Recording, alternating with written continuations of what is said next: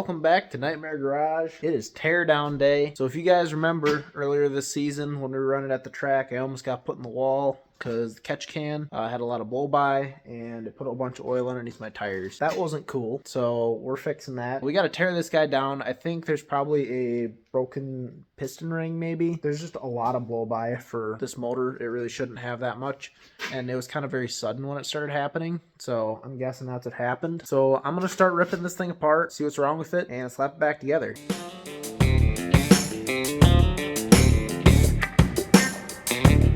Top of me ripping the motor out and refreshing that, I'm making a couple different changes to the driver's seat and where I sit. I actually bought a 6-inch steering wheel extender. Motion Raceworks sells these things. They're like $100. The reason I got that is because, which will also bring the steering wheel a little bit closer to me too, which will be perfect. Where I was sitting, I wouldn't actually pass tech because I'm about 10 inches away from the main roll bar. And I believe the rule dictates that you have to be 8 inches away or less. So I have to move the seat back at least 2 inches. I've decided I want to move it back 4, so it's still a little bit far away. I thought I may need to move the shifter as well. And then I think I'm going to also drop the steering wheel column down a little bit because it's kind of up in my face and I don't like it. Just changing a couple small details.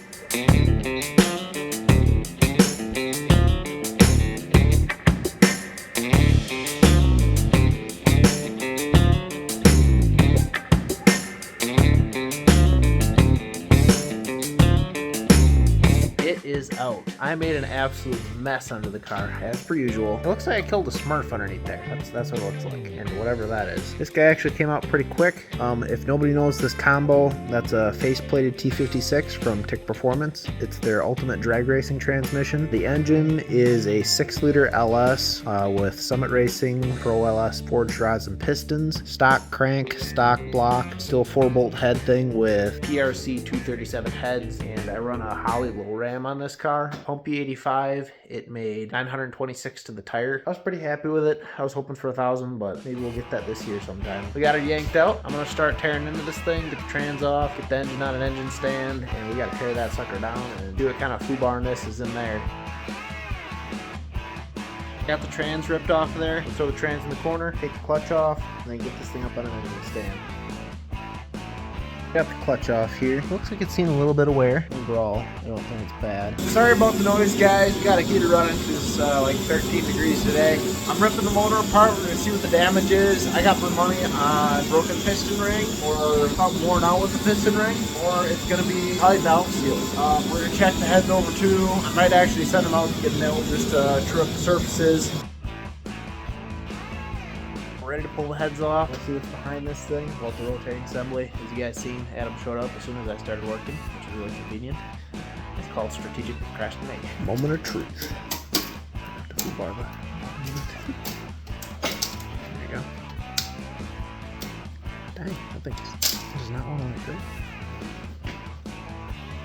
Well, there's still pistons in it. These rods and pistons have been in this motor for like 3 years and haven't come out yet. They're already gapped at around 30 thou. Assuming they got some wear on them as well. They're gonna probably see a lot more gap as well. Adam got the set off. Pistons are also there, not chipped or anything. We flipped the motor over. It actually looks pretty good. I don't know. There's still rods in it. There's nothing crazy here that's standing out like a smoking gun. I'm gonna pull all the rods out of it. Check her over.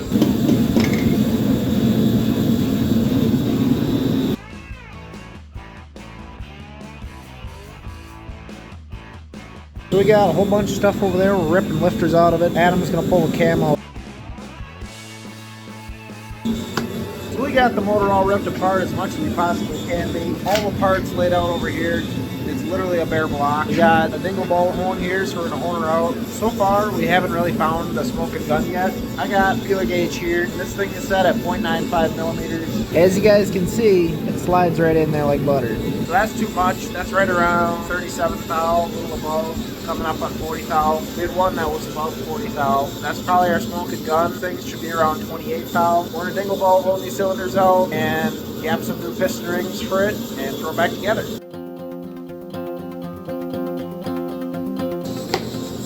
Alright, everybody. Dude, I can't do that seriously. That is pretty fucking funny. Dude, it's a lot of fun to do. You gotta try it. You gotta tuck her down on your eyebrows, kinda. actually fits nice and long. Yeah. You gotta do it harder than that. Your feet are some onions. It's too tight on Oh. Dude, that is good. Anywho, as I was saying, we did go ball home these guys out. They look pretty good. They still have the little bit of pitting that was in there when we first built the motor, so I'm not concerned about any of that. Everything looks really good. We're gonna keep rocking and rolling with this. Oh my gosh. Dude, that's all of it all at once. That's the whole bottle. Yeah, you can get all sorts of fancy break-in lube, or like grease, whatever stuff. And most of the time that stuff is just overkill or even damaging. Getting a $10 bottle of that STP stuff from O'Reilly's or whatever, we've never had a problem. Check the clearance on the bearings and they're good. Yeah, it came off about 1.5. That's about what we want. We're gonna get these little marks taken off here, get the crank all looped up. I'm gonna be golden to start filing out piston rings. We got the piston rings all gapped up now. Now we're gonna stuff all the pistons back in the block. Everything looks pretty good.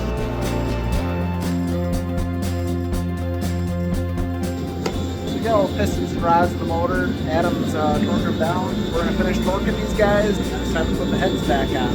What we're doing for the heads here is we're filling up the intake runners right now with brake bleed. And we're going to see if there's any leakage from around these valves or anything. On an update, we got 2 leakers. This one right here, this intake valve is leaking. This one's leaking pretty bad. That one's just leaking just very, very little bit. You can see it. You look like you're pretty handy at that. You got her clogged up, mode. Adam is going through the heads right now. We got a couple leaky valves. I think we found about 4 or 5 leaky valves. I'm just doing a quick valve job on those guys. One new part that I got for the motor is an SFI balancer. And I'm gonna try to get a chassis certain stuff this year as well. I'm gonna need an SFI balancer for the time so we're running. We got all the valves left and we got the new valve seals put in. Motor's all cleaned up. I'm gonna throw the head studs in and get some head gaskets between there and stuff her on.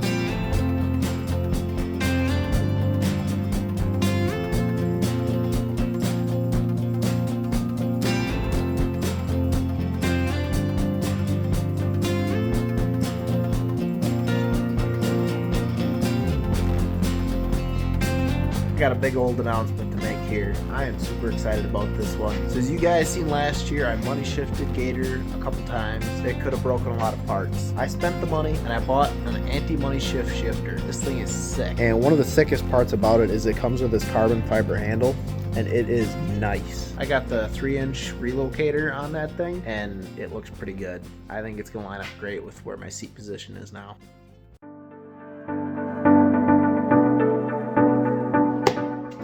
Alrighty, as everybody's seen, you gotta hit the hat flick in the morning.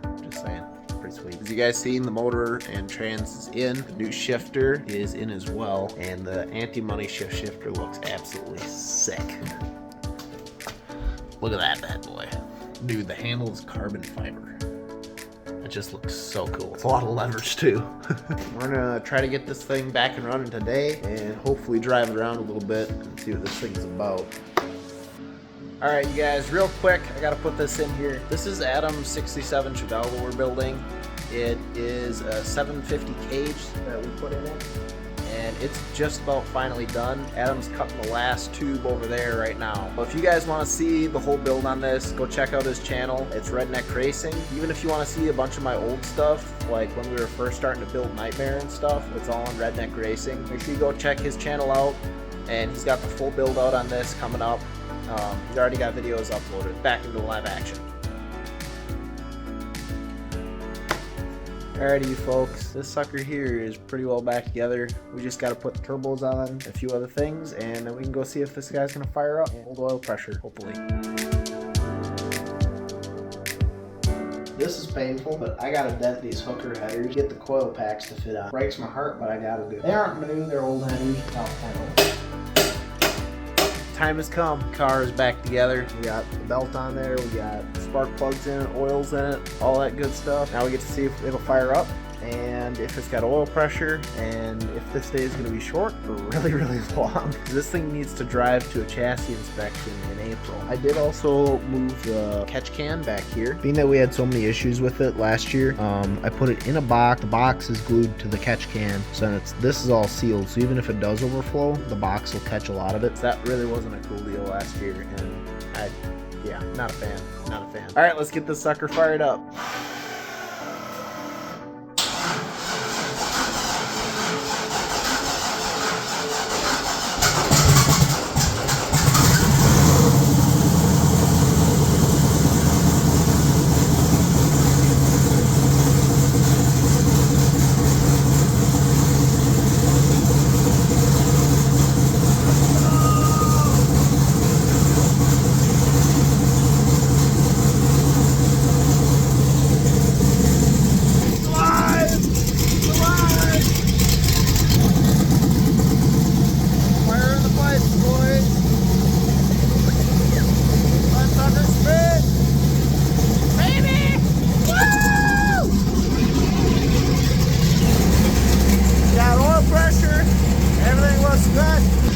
Throw coolant in this thing and it'll be all set to go. Breather is looking good. No leaks.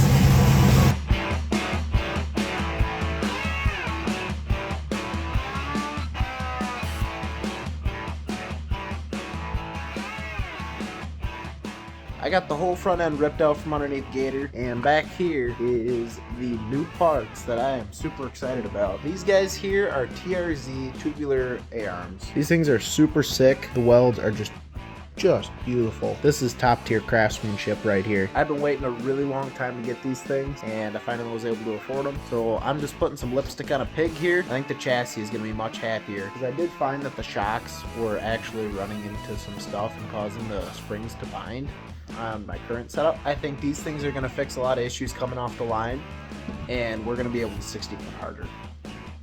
And on top of that, we got these bad to the bone Viking Crusader double adjustable shock. They're relatively nice HK valving. I think they work pretty good. Like a 5 1/4 inch stroke shock, so that'll give us about 7 1/4 inches of travel from like the wheel.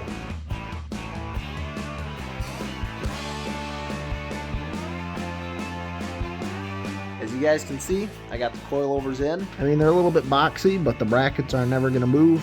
They're welded around on the backside. They're not going anywhere. Looks super nice underneath as well. It'll be a lot easier to get to the shock settings, which was always a huge pain in the butt last year. Really looking forward to trying out these new A-arms and coilovers. We only got one thing left to fix. We got to go test this thing and see if she'll still rip a burnout.